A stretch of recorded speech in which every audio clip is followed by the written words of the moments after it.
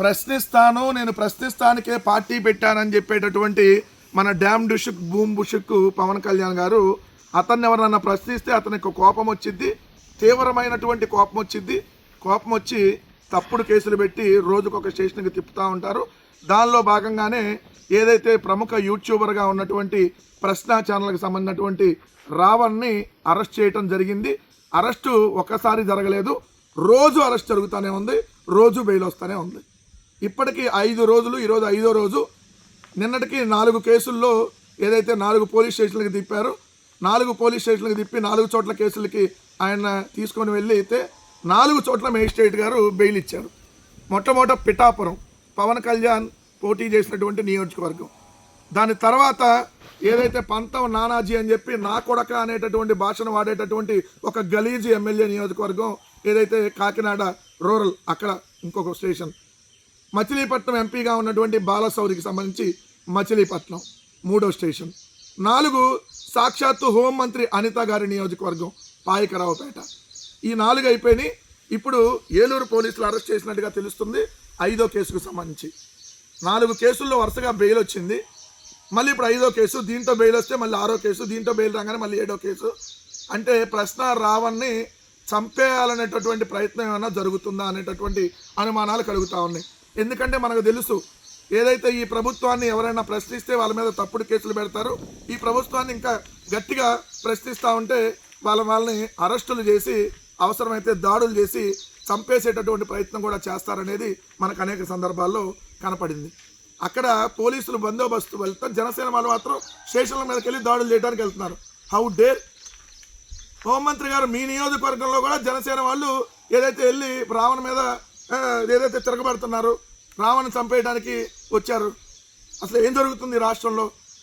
ఇంత జరుగుతూ ఉంటే ఈ సిగ్గులైనటువంటి ఇంకో మంత్రి, ఈ పేరు దుర్గేష్, పర్యాటక శాఖ మంత్రి పేరుకి నోరు తెరిస్తే గాలి మాటలు తప్ప ఒకటి మంచి మాటలు ఉండవు. తాడేపల్లి ప్యాలెస్ కుట్ర అంట. ఏది? ప్రకాష్ రాజు రావణ్లతో తాడేపల్లి ప్యాలెస్ కుట్ర. అసలు మేము కుట్రలు చేస్తే అసలు మీరందరూ ఉండేవాళ్ళు అంట రాజకీయాలు. అసలు మీరు అందరూ ఉంటారా? ఏమయ్యా దుర్గేష్ గారు, మేము కుట్రలు చేస్తే మీరు అందరూ ఉంటారా? అసలు మేము ఏం చేయకపోతేనే తేడుతున్నారు మీరు. మేము నిజంగా కుట్రలు చేస్తే ఏది ఆడో ఉన్న ప్రకాష్ రాజు గారిని ఎక్కడో ఉన్న రావణ్తో కలిపి మేము కుట్ర పన్నాలా? 40% ఓట్లు ఉన్నాయి, 1,30,00,000 మంది మాకు పబ్లిక్ ఓట్లు వేస్తున్నారు. మీరు ఎంత ఈవీఎంలు మేనేజ్ చేసినా కూడా ఆ ఓటింగ్ కంటే తగ్గించలేకపోయారు. సింగిల్ లార్జెస్ట్ పార్టీగా ఉన్నాం. 1,00,00,000 మందితో మెడికల్ కాలేజ్ సంతకాల సేకరణ చేశాం.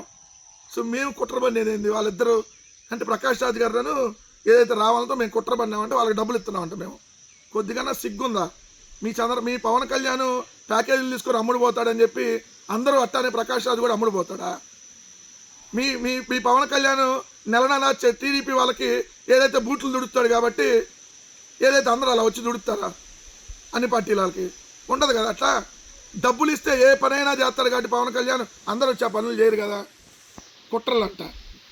ప్రశ్నిస్తే సమాధానం చెప్పలేనటువంటి చేతగానటువంటి దద్దమ్మలయ్యా మీరు. దమ్ముంటే ప్రశ్నించే దానికి సమాధానం చెప్పండి. సుగాలి ప్రీతి గారికి ఎందుకు న్యాయం చేయలేదంటే సమాధానం చెప్పండి.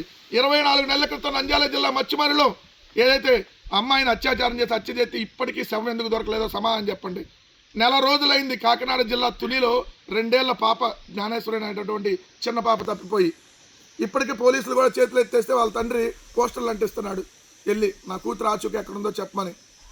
సో ఇది పరిస్థితి. వీటికి అడిగితే సీజ్ ద షిప్ పోయింది, బియ్యం పోయింది, పవన్ కళ్యాణ్ పోయాడు. ఎందుకు పోయాడు? ఎందుకు సీజ్ ద షిప్ సీజ్ కాల అడిగితే ఇదిగోండి కుట్రల్లో.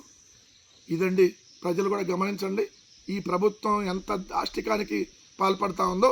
ప్రశ్నించిన వాళ్ళని చంపేయడానికి వెనకాట్టలేదనేది మరోసారి ఈ తప్పుడు కేసులతో అర్థమవుతుంది.